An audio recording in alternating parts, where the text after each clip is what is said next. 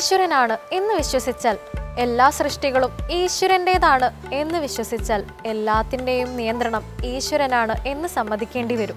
അങ്ങനെയെങ്കിൽ മനുഷ്യൻ ചെയ്യുന്ന സകല പുണ്യപാപങ്ങൾക്കും ഉത്തരവാദിയും ഈശ്വരനാണ് എന്ന് വരും.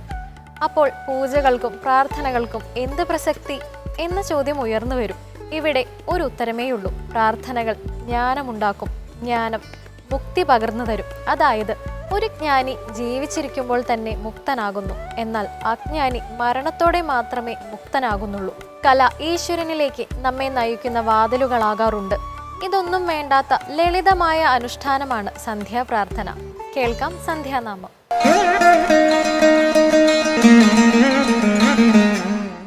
ഹര ഹര നമ പാർവതീപദയേ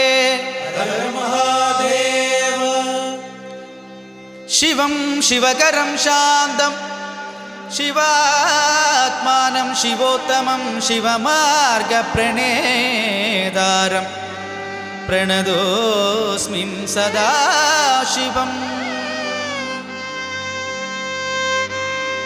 ശംഭോ ശങ്കര പാർവതി രമണ പശുപതി പരമേശ. ശംഭോ ശങ്കര പാർവതി രമണ പശുപതി പരമേശ.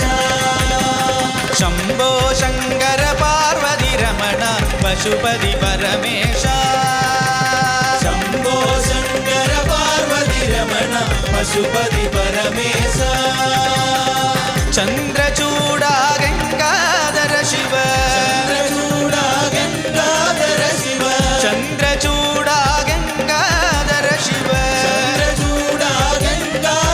ശിവ. പശുപതി പരമേശ. പശുപതി പരമേശ. ചന്ദ്രചൂഡ ഗംഗാധര ശിവ. ചൂഡ ഗംഗാധര ശിവ. പശുപതി പരമേശ. പശുപതി പരമേശ. പശുപതി പരമേശ.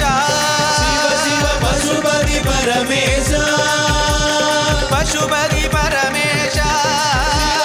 പശുപതി പരമേശ. പശുപതി പരമേശ. പശുപതി പരമേശ.